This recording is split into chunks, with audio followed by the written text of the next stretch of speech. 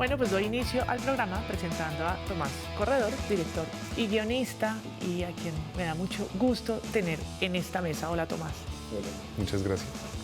Y bueno, está aquí porque justamente trabaja en el desarrollo de una película sobre lo ocurrido en el Palacio de Justicia, una construcción de una reconstrucción o una más bien construcción de una narrativa propia, un relato propio sobre lo que sucedió y que están justamente trabajando. ¿Cómo llegaron a este tema y por qué mirar el Palacio de Justicia de nuevo? Yo creo que el Palacio de Justicia es como un punto en el que se definen muchas cosas de la historia reciente de Colombia,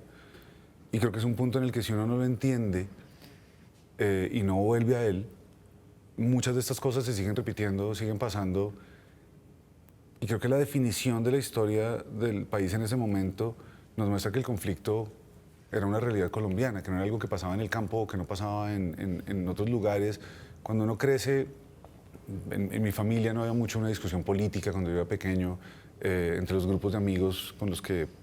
andaba en esa época no se veía algo más allá de las noticias. Creo que las noticias han formado la opinión de muchísima gente en este país, lo sigue haciendo, lo siguen haciendo, y cuando uno siente que, no sé, yo veía en un noticiero algo sobre la masacre del Salado, la masacre de Mejor Esquina, la masacre... cada vez que hablábamos de una masacre, había una forma en la que nos llegaba ese relato como de llegaron a un pueblo, unos personajes misteriosos,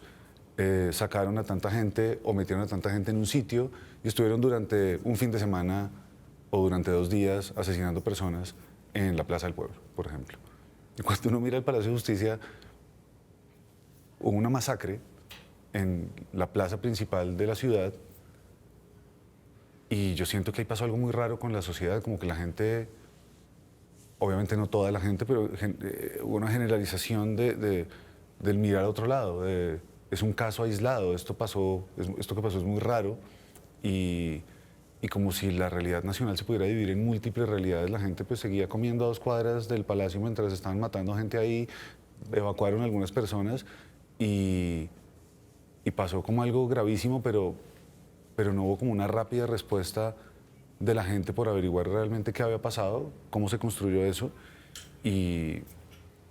pues me marcó en el momento en que yo hacía comerciales de televisión, dirigía comerciales de televisión, lo sigo haciendo, pero quería hacer una película, estudié cine y siempre estuve como con el deseo de hacerlo, y el Palacio era un tema que desde muy chiquito me marcó, y pues volví a él y lo empecé a buscar y me acerqué con ganas de hacer un documental, y me di cuenta que hay mucho más de lo que uno podría encontrar, y ahí la ficción apareció como un camino para contar esto, y ahora la película va a ser una ficción. ¿Y cómo es ese trabajo de la verdad que se conoce o las verdades que se conocen a partir de testimonios? Por supuesto, hablaremos ahorita en particular de las fuentes periodísticas, que creo que son un gran elemento, pero en un tema como este, ¿cómo juega la ficción con la realidad? Pues es que el Palacio es como, a pesar de ser un hecho que marcó tanto la historia reciente, del que se habla tanto, del que se sigue hablando, va a cumplir 40 años en 2 años y se sigue descubriendo algo cada semana, ¿no? Últimamente más, siento.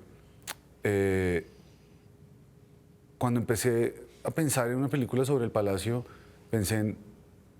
no cómo se ve una toma, no en el género de la guerra como algo espectacular, no como el tanque de guerra entrando o el helicóptero soltando soldados, sino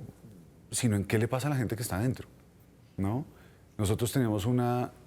como sociedad, mucha gente que ha investigado el tema sabe qué pasó adentro en algunos lugares, sabe por investigaciones, por testimonios qué ha pasado adentro, pero nosotros tenemos unas imágenes del Palacio como de lo que nos mostraban los noticieros hasta donde lo pudieron mostrar, y como que no tenemos una imagen de qué pasó adentro, solamente del espacio destruido después. Y para mí lo importante de la guerra, ya en el audiovisual, es qué le pasa a la gente que vive en la guerra, no cómo se ve la guerra. Yo creo que el género ha sido sobrecodificado y lo hemos visto en películas de guerra, comerciales, himnos de los países, videojuegos. O sea, creo que es un género espectacularmente sobrecodificado, y a mí esa estetización de la violencia no es lo que me interesa en este momento. Quiero es ver qué le pasó a la gente y ahí empecé a encontrar un camino de investigación que me llevó a 3 puntos. Quería trabajar en la oficina de Reyes Echandía, del ministro de la Corte, en uno de los baños donde estuvo un grupo de personas desde el inicio de la toma hasta el final de la toma se acaba en el baño, y quería trabajar en otro espacio que era la oficina donde se hizo el Consejo de Ministros en el Palacio de Nariño, y como tener esos 3 lugares como triangulados, y poco a poco me di cuenta que realmente el baño era el lugar que me sedujo y ahí decidí contar la historia.